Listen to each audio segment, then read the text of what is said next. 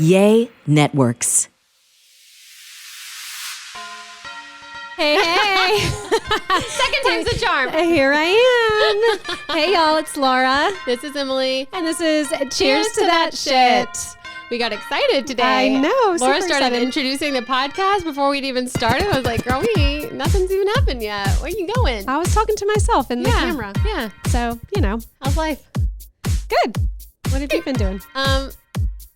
Nothing. Nothing. I'm just holding on to, the last few weeks of summer, sitting out by the pool, listening to some music, chilling, enjoying college football season starting and all that good stuff. Mm-hmm. Yeah. Super into football. I'm trying to think. Did I do anything exciting in my life? You're not recently? into football? Is that what you said? No.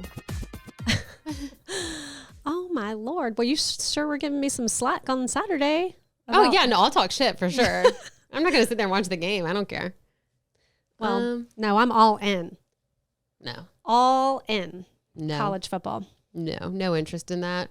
None whatsoever. But did I do anything? No, I didn't. I'm sure I did some. I can't even remember what I did this morning. So I'm like, I don't know. The weekend was so long ago. Oh, you know what I did? Some furniture came in. Oh, good. So house is slowly but surely. I'm still moving in. We're going to be talking about this for the first year of our For podcast. the rest of the year, ladies and gentlemen. I'm still moving in. Yeah, so the girls' room is done. Well, that's awesome. While I was, let's talk about me. While I was sitting out by the pool over the weekend, just, scrolling, reading, I came across a story, a bachelorette story that I wanted to share, which has kind of led us, it's about Destination Bachelorette weekend. And we had been talking about that on a previous episode. So that sort of led us down a destination Wedding path. And we're going to be talking about destination weddings today. But let me share this little story that happened to a bridal party on not on the weekend. I guess it happened before the weekend. Yeah. So the bride had asked all of the bridal party to, she set a budget, I guess, or whatever it was going to cost of $1,000 for the bachelorette weekend, a destination weekend. I would throw up. Yeah. The maid of honor was just, that's kind of steep. It's a lot of money. I was really thinking we could spend more like maybe $300 to $500. Right. And I believe she even talked to some of the other people on the bridal party and they were like, yeah, I mean, that would be better. Like, I could spend the $1,000. I was sort of prepared when she said it, but if you want to say something to her, you're the maid of honor, maybe that would be better. Long story short, bride did not like that. Right. Pretty much said, if you were my friend and wanted to support me, you wouldn't have a problem spending the $1,000, which then led her to, so I guess do I need to uninvite you to, the weekend to be in my wedding? And it got amped up real hard, real fast, and turned into blocking her phone number, blocking her on social media, and she wasn't even invited to the wedding. She seems really nice. Yeah. Strong friendship. There was a TikTok involved in it. Oh, Lord, TikTok. Yep. And then I think it got like 42 million views. It was something insane. I didn't get a chance to look up the TikTok, but I want to so bad because I want to see what went down. But a battle, like a one did one did one, and then there was a rebuttal back. Ooh, a TikTok rebuttal back. So I'm going to check that out. I want to see what those TikToks are. I wish I had looked it up so I could not leave you all in suspense and you could watch it too. But, it didn't go into detail about how many bridesmaids it was and where they were going or, in terms of where they lived and how they were traveling and whatnot. But, $1,000 split up by however many people, it just kind of, my wheels started going, trying to That's figure things out. I was trying to. Because you got to think that's probably at least like 8-ish people going. So that's an $8,000 no. Anyway, you know what? Yeah. So if you're so inclined, maybe you want to Google that. Google that shit. But I immediately sent you the link. I was like, oh my God, you have to read this. We were just talking about this. Yeah. So just so, we can pat ourselves on the back. This is shit that's going down, and this is what is happening. We do know what we're talking about. This is what people tune in, bitches. What people are doing in the real world that you don't get on your little timeline checklist that you download from the most popular website XYZ. XYZ. Anyway, I thought that was a good story to share. Yeah, Again, well, and it leads us into our destination wedding topic. Yeah, which I'm also excited about. I am too. Did you know, before we jump in, did you know I wanted a destination wedding? I don't think I did know that. Yeah, I wanted one. I wanted one real bad. I wanted to get, because Ryan's family is all Real bad. Real bad. Makes me want a hot dog real bad. What movie is that from? Legally Blonde 2. Oh, yes. Come on. You look like the 4th of July. Oh my God, that's one of my favorite real movies. Bad. I wish I could sound like her. You kind of did. Did I? Yeah, I wanted, Ryan's family all lives in Ireland. Well, his mom's side of the family. And I was like, let's go get married in Ireland, like on the cliffside, looking over some beautiful like fjord and like being like super bougie. Yeah, that would be amazing. I know. No, I know. I'm well aware. And he was like, no, I don't really think so. Do you know what this motherfucker did? 3 months before the wedding, he was like, do you think it's too late to do a destination wedding? 100% serious. Oh my God. And I was like, oh, I'm sorry. Do you know what a non-refundable deposit is? Yeah. Like, don't talk to me right now. Right. I was going to say, I'm sorry. Were you talking to me? Like you could have been talking to me. I already said I wanted to do this. Yeah. There's no way you're talking to me. So yeah, I'm all for it. I think destination weddings are amazing. They are, we're going to talk about some pros and then we'll break down some cons and then we'll give you some tips. But I think let's start with the positive. They're super immersive and intimate.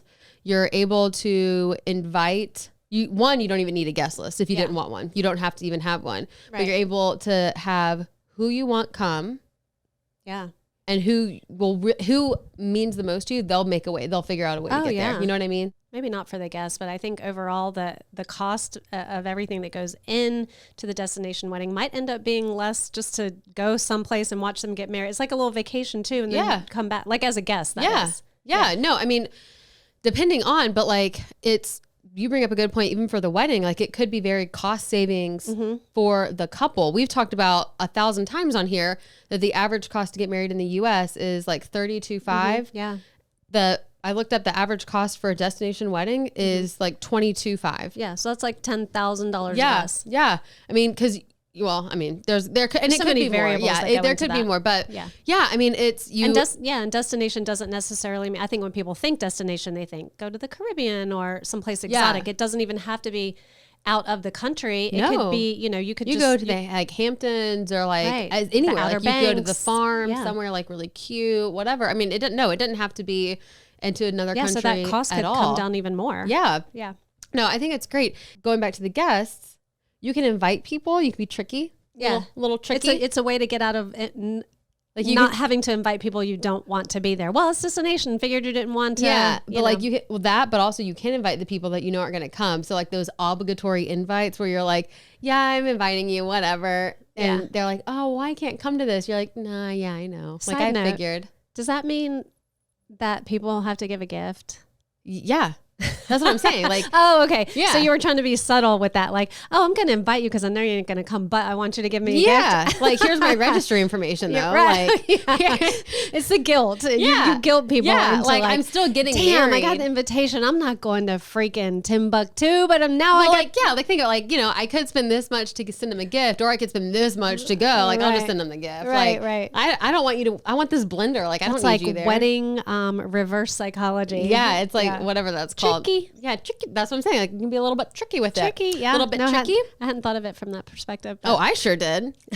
I sure did. I was thinking you could get out of inviting people. Well, I think that, that you didn't really want to invite in the first place. Yeah. Like, because it's destination. We're keeping it really small. Exactly. Because I do think that is a perceived notion of destination weddings is because you want something smaller. You don't want the big extravagant tons of people, in your local hometown or whatever. It's a way of paring things down. Yeah. Cost wise, people wise, all of it. The other thing with traveling, if you do, any kind of destination wedding it's a built-in vacation. Yeah. So on top of that, if you are getting married at some type of resort, whether it's in the country or not, I'm sure they have some type of all-inclusive package, which is going to save you time. It's going to save you energy, save you stress.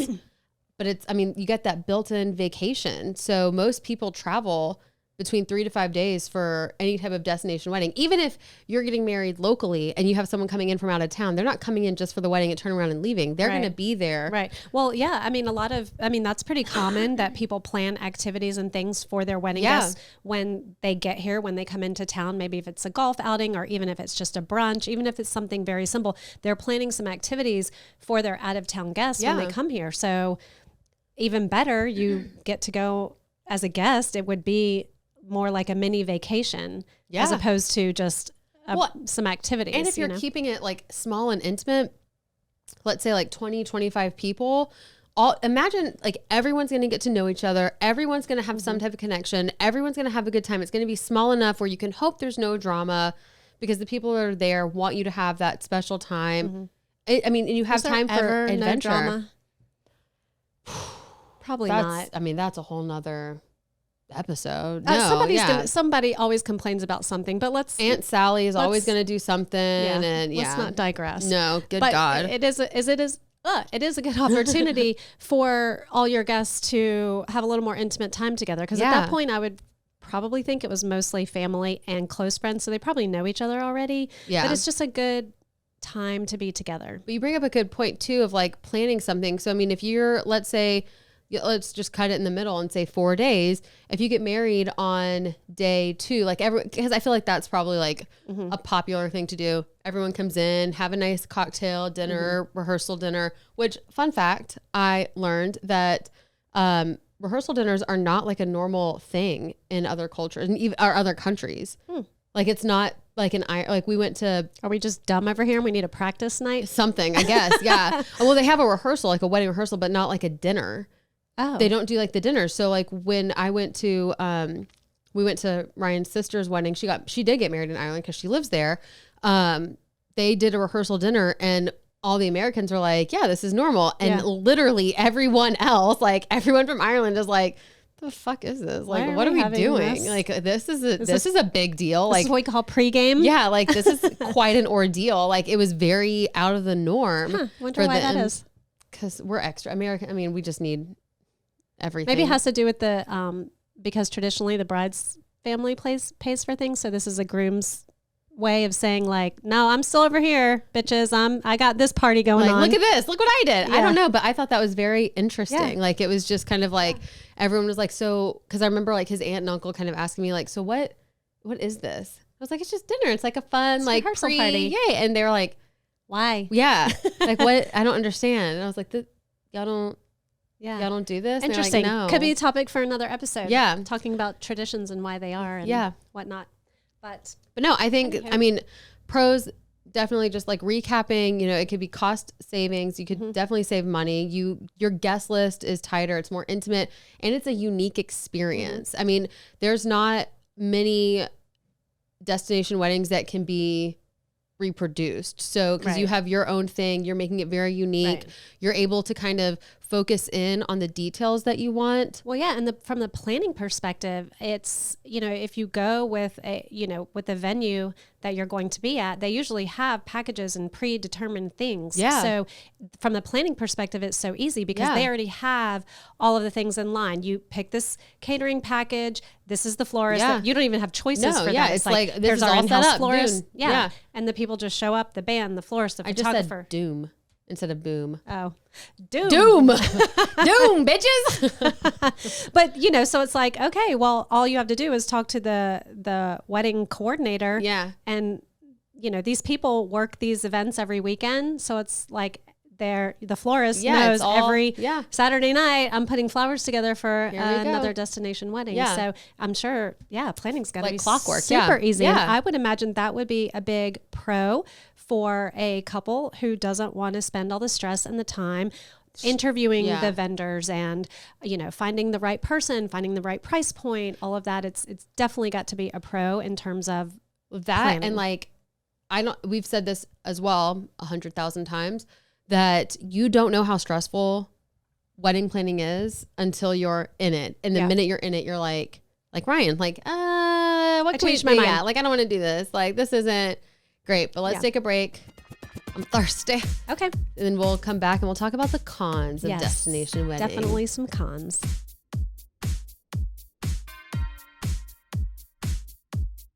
Are we back? Yeah, because cons are super funny. Oh my gosh, y'all. Oh, good thing you can't hear what happens on the breaks. I feel like every week it just gets worse and worse. The breaks, and worse. Our breaks turn into like mini episodes of nonsense. Yeah, we could have like little mini episodes. We shouldn't, not with what we talk about, but like if we ever did, like we got to a point where it was like, I don't give a shit what people think about us anymore. We could just put out like 5-minute episodes a week of what happens in between the breaks on these episodes. We'd be canceled. Oh yeah, but I'm saying like, but if you get big enough, like, yeah. you know, like Kanye West, he says dumb shit all the time. And everyone's like, yes, I fucking love Kanye. Like, let him be. And it's like, if we had got to that level, people would be like, yeah, that's just Emily and Laura. Yeah, being Emily and Laura. Okay. Anyway, well, since we're not, let's focus. Let's get back to what we've been talking about with destination weddings. And you know, we talked about the pros. Yeah, there's a lot of great things about it, but obviously there's some things that you need to think about in case it's not for you. So yeah, the first thing that comes to mind, regardless of if you're going international or you're staying national, is legality. Yeah. Because even, I mean, with you and Jackie's wedding. Yeah, we were talking about that. So they lived in one county. Their residence was in one county. And the venue, where the venue was in a different county. Yeah. And when it came time to apply for the marriage license, of course, we looked into it and figured it out. Yeah. But initially we were like, oh, well, they're actually performing the ceremony and signing the document at the venue in this county, but they live in this county. Like, where do you get your marriage license from? What county is it in? And I'm sure it's different from state to state. So I think it's different from county to county, because I had a friend as well. I won't name names because it's a secret, but it's not anymore. But she got married at the beach, and in that county, you had to go there for like 2 weeks or something. Like it's an older beach town. Yeah. So there are laws like to get married. It was like you had to be there for like 2 weeks or something before you could apply for a marriage license. You had to like take up temporary residence there for like 2 weeks. I get something. So what they ended up doing was just getting married at a courthouse here locally, and then going to the beach and getting married. Yeah. Air quotes. Air quotes. Okay, air quotes. Getting married at the beach. Yeah. I mean, they start the ceremony. They don't celebrate the anniversary, like the courthouse anniversary. And honestly, that might be considered a con because there's legalities and loopholes to jump through, but that could also be considered a pro because it's a big time saver. You know, just go ahead. Don't have to worry about what do I have to do? How many counties do I have to call and check and this and that? Just go get married at the courthouse where you live, and then treat that as your destination wedding. Ryan and I signed we were their witnesses, and I couldn't even tell you what day. I can tell you when their like ceremony anniversary is, but I couldn't even tell you what day. What did you sign when you were there? Their marriage license, because you have to have 2 signatures. You have to have 2 witnesses. Yeah, but didn't they already have that from getting married at the courthouse? No, I'm saying at the courthouse. We were those people at the courthouse for them. Oh, yeah. And so they just had an officiant do a ceremony as if that was the ceremony? Yeah. Did you pretend you were signing something there too? Or people, I guess you don't do that as part of the ceremony. No. That's an after the fact thing. Yeah. Yeah. I mean, definitely legality is very, very important. Yeah. Even, in your own state from county to county. And also, if you do go out of the country, that's you need to look at that, because when we were looking at this, we found that England has a residency requirement. You have to be an actual resident in England to even get married there. Ever?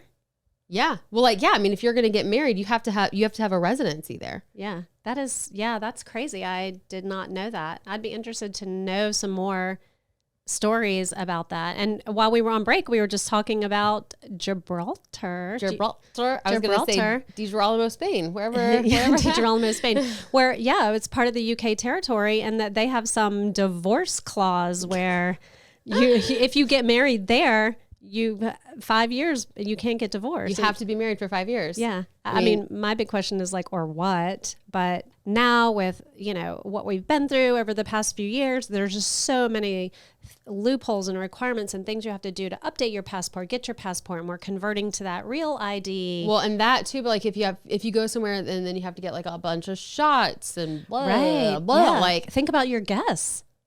If you were inviting guests. Yeah, to come. them. And so all of that, all those loopholes, but then just the travel for guests. I mean, that's a huge con. Right. For some people, I mean, like, it depends, you know, your close family, if you tell them, you know, in enough time in advance, like if this is something, if y'all been married, I would definitely think too, if you're going to have a destination wedding, regardless of if it's in the country or out of the country, you probably are going to have a longer engagement to be able to allow the guests that you want to be there to save and be able to ask off from work.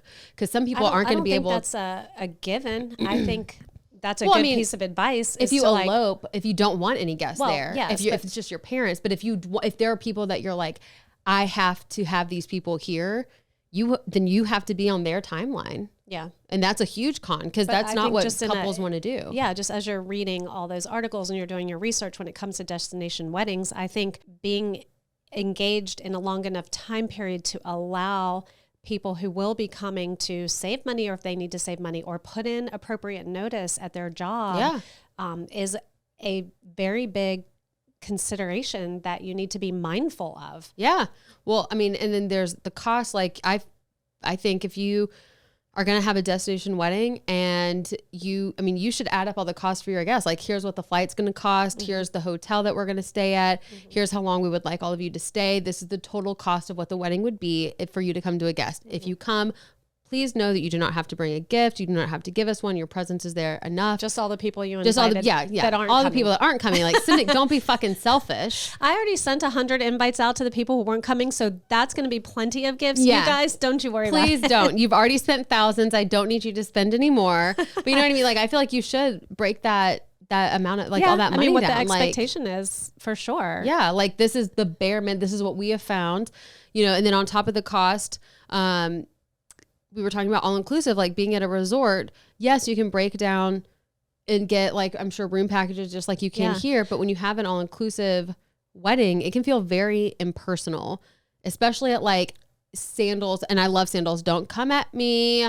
But those, I mean, they pump out weddings so fast. Well, it's big business. Yeah. It's big business, and no fault to them for it, but they have put a system in place. Yes. Or not Sandals in particular, but just any of resort, the resorts. like, they have a system that's this is what we do. Right. Here's the options. Right. You can have A, B, or C. Yep. And then, I know, it's too much time together. Too much. Yeah, so this is what you get for A. You get a room block of X number of rooms. You get 2 days on the island, blah, blah, blah. Well, A, B, C. And then you got to think too, like, and no offense to those vendors, I'm sure they're great, but they're probably not top quality either. So they know what they're doing in that resort, but like that photographer is going to be a resort photographer. Right. He or she isn't going to be, you know, a specialized wedding photographer who's kind of like that person when you're getting on the cruise ship, like smile, click, click, okay, and then they're all on display, and it's like $7,000 for your picture, and you're like, hard pass. Would you like it digitally? It's $7,001. Yeah, and you're like, no, I'll just take a selfie, thanks though. So like, nah, hard pass. And when you have we just said, when you have a destination wedding, you want it to feel unique. You want it to feel very personalized to you, and that is a con. But you have, think of the alternative. I guess if you're at a resort, it's going to be beautiful regardless of where it is in the world. Like, it's going to be very nice, but it is hard. You're not going to meet your vendors beforehand because it's all just going to be, yep, this is what I want. This is what we're going to do. Okay, show up on this time at this day, and we'll walk you through everything. You'll probably walk through the day before, but you're not building that personal relationship. I think as much as that is a con, it's probably a con for somebody who wants a little more control and a little more detail. Yeah. For the person who's what just bride like, doesn't want that. Well, I mean, true, but for the couple that doesn't want to deal with whatever. that, and we've talked about that. Yeah, people who are very laid call back, their wedding off, postpone, whatever. That's perfect. That is a perfect scenario. So as much as we're talking about them being cons, I think that's kind of subjective, to be honest. Well, I mean, it's our podcast. We can be subjective if we want. These are our opinions. No, I mean, whatever. I mean, the idea that it's a con is subjective. It might be a con to you. It may not be a con to me. Oh, is it not a con to you? Well, it's hard. Okay, so this brings up another subject because a lot of people that I talk to now, you, whoever, my friends my age, younger people are like, oh my gosh, I so would have done a destination wedding. Yeah. If I could have. But those people are already married and they already had their big whatever wedding. Yeah. I think that's very, very easy to say. Yeah, I'm once thinking, you've like, done all of that. in my head, I'm thinking back to my head as someone getting married. I did want the destination wedding, but because I couldn't have it, but I also know me, my destination wedding, I guarantee you, would not have been a cost savings destination wedding. But I wouldn't have been able to do an all-inclusive package. In all honesty, when I think about your situation and your husband being from Ireland and his family being over there, I don't consider that a destination wedding per se. Destination in terms of it's not here, it's in Ireland. Well, forever. Yes. Yeah. But I feel that's more like, oh, we went to where my husband's family is from, where they live. Yeah. When I think of destination, typically I would think Portugal. of two people who are uprooting from wherever they are to go to some other place With all of their people. with all of their friends and family. Yeah. Yeah. And it's like a destination for everybody. Not this is where my husband is from, but I would still classify Ireland as a destination wedding. But that's just kind of my thought on it. And now I have no idea why I was telling you that. I'm like, I know why. I know why. Because we were talking about how many people who are already married. And I've even found myself too saying to people, oh, you're considering a destination wedding? You should do it. You should do it. But what you don't realize is I've already had my wedding. I've already had my big moment. You already had your big moment. It's so easy to say that. Well, but you're saying it because you've already crossed that bridge. So it's like, this doesn't matter. Like having these 100 people, how many people do you still talk to that were at your wedding? Well, they're probably dead. Which we've talked I honestly, if you bring up death one more fucking time in this podcast, I'm going to hit you with my mic. All the people that are living, how many do you still talk to? But excluding family. 90%? Did you have 5 people at your wedding? No. Most of the people that were at my wedding were my family and friends, and they're still my family, and they're still my friends. Okay. Well, I can guarantee. Do you talk to all your bridesmaids still? All but one. See? Ha! Point proven. But my point is, it's so easy to, don't do the, don't do the destination or do the destination because you've already had your moment. Yes, you got what you wanted. And if you could do it again, you take away all the stress, you take away all the time, all the planning, but all you're the coming money. from a place of, I Experience. know, like I know that the stress isn't worth it. It's one day. Like you take that money and do something else. Like go, try, take that money, go on a destination wedding, save, and then you have this. If that's your budget, if 32,000 is your budget, and it's 22,000 to get married, then you have $10,000 for a honeymoon. No, I know that. Come on, people. It's logical when you're talking about it because you had the wedding. I'm not obviously trying to convince you. I see both sides of that. I mean, no, I do too. Yes, but I definitely think that especially if someone's like wants the big wedding, I wouldn't.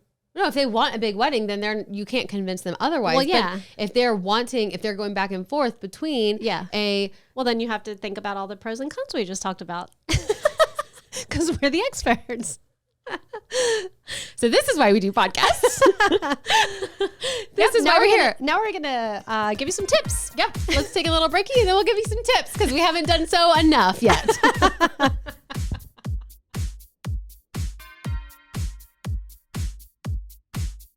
Okay, we're back. Okay, let's talk about these tippy tips. I just got put in my place, boy. No. Yes. No. Laura said my age is showing, and I started like tucking her in. I was like, put that back in there. Put that back in there. Don't let that come out. So we're going to talk about a little bit of tips. We've kind of gone over a little bit, but we want to go into a little bit more detail with these. So with your destination wedding tips, we've talked about the budget. Mm-hmm. And the cost of that. But what you really need to do with your budget is break it down. Like really break down your budget where you want, if you know that you have the 22,000 for your destination wedding, where all of that's going to be allocated, because you have to think about your travel.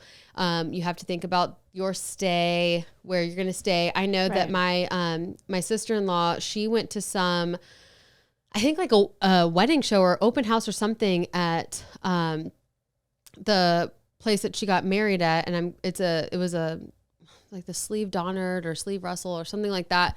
It was like just a gorgeous like hotel, but bigger than a hotel.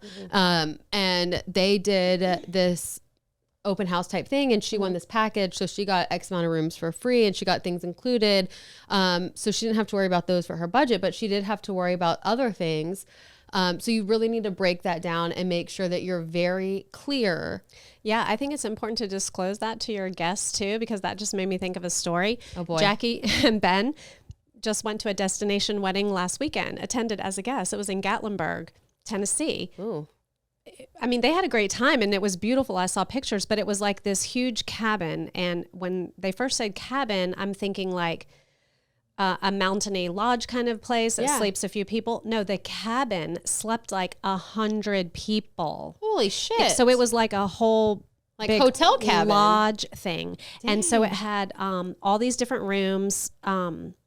They had like this big living room gathering space. It had like this big kitchen area, this huge open space where the reception was, and then all the different rooms. Did they get married at the lodge? The whole thing. Like it slept like 100 people, and they had like 80 guests. And everyone was in that one cabin. Ew. And so like the big main hall living room had this whole glass wall that looked out into the mountains. It was very beautiful. My gosh, Pictures are amazing.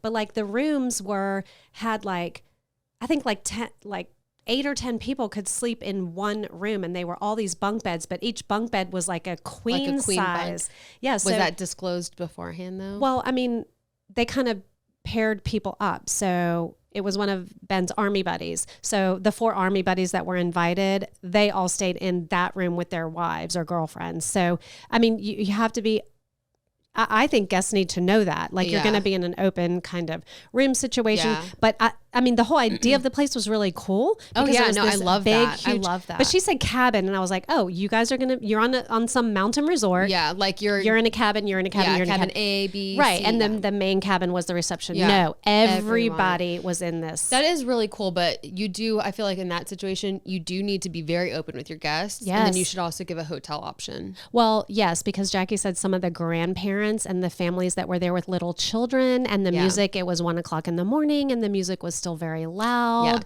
Yeah. And she saw one mom walking around with a baby at 2:00 in the morning, trying to stop it from crying. So long story. Anywho, but that's a good. If you're going to do a destination or something like that, I think you need to be transparent with your guests on that. And that kind of takes me into the next tip of like your honeymoon, regardless of if it's locally, Gatlinburg, wherever, you need to be very clear about your honeymoon plans, because you don't want that to become a family affair. Right. That could get to very awkward. So, I mean, if you're going to go get married in the Caribbean and then you're going to jump on a cruise ship for your honeymoon for a week, you need to be very clear saying like, y'all can go on a cruise. We're not stopping you from going on a vacation, but you cannot go on our cruise. No.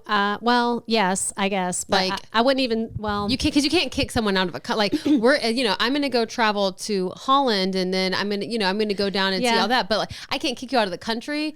But you cannot stay or see us. I guess I would say, this is the cruise we're going on. Please be respectful. Guests allowed.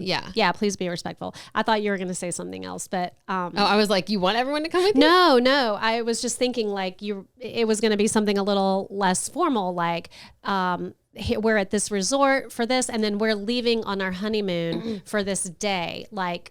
No, I think you need to y'all got to go home. No, the wedding ends on this day, so everybody needs to go. No, I mean, like if let's say, for instance, you are staying at like an all-inclusive, like Sandals or something like that, and sponsor, and and you have all your guests, and I mean, I think it's very fair to say that y'all please stay for stay however long you want. We will be leaving the resort though. Maybe going to a different Sandals location or going and flying somewhere else for our honeymoon. Please be respectful. Like, these are our plans. We do want to make sure that we're able to celebrate as just a couple. You think you should disclose what they are to make sure that that your guests are like... Maybe not exact plans, but I do. Yeah, I mean, well, I guess if you're staying at a resort, maybe you don't have to say that. But I feel like if you go out of the country... we're using Ireland, and like, hey, nobody follow us to England. Yeah, I mean, pretty much like the Maldives. Yeah, like, whatever. Hey, we're going to travel. We're going to go to London, Paris, and then Spain. Please be respectful of our time. Please make sure, like, this is what we want to do. We would really love to be able to enjoy this time as husband and wife. And I feel like that would be a little more, I mean, I totally get and agree with what you're saying. I feel like if you're either going to stay at the resort, If you're going to stay at the resort, you need to know that everyone else is, you can't tell people like, hey, you cannot extend your vacation. You have to go home too. Because if I'm going to go somewhere, I'm not going for 3 days. Like, well, no, I'll stay out of your hair. Yeah. I don't know. That's tricky. I think you just need to be transparent and honest, whatever's comfortable to you in your situation. But if you want privacy and you want that time with your spouse, then yeah, you have to disclose I think so. Yeah, be honest just about be that. very clear about your honeymoon plans. Keep travel costs in mind for any vendors that you love locally. Oh, if you want to bring someone, because a lot of vendors do love to do destination weddings. Photographers especially, they love traveling. Yes. So if you love, like for me, we have our family lifetime photographer. Right. If that was something that I want her to come, I'd be like, hey, Liz, this is what we're doing. I'm going to keep that budget in mind for her, because you got to think not only about travel, but accommodation. Right. And then again, if they chose to stay longer, that extra stay would be on them, because you don't have to pay past when you need them. Right. You're paying for the time that they're performing their service. Right. And their accommodations and whatnot. Yes. But yeah, and again, any kind of destination package that you're purchasing, you need to find out if you can bring an outside vendor, because you don't want to pay for this package or, Oh yeah. Cause I know that a lot of includes all of these things, but make that, line item that says I'll be providing my own photographer. A lot of resorts do not allow outside photography. They don't. I mean, so you have to I know a couple people that have said like, oh no, this is just like a family friend or whatever. And they just kind of have to take pictures as a family friend, quote, quote. Right. So that's something.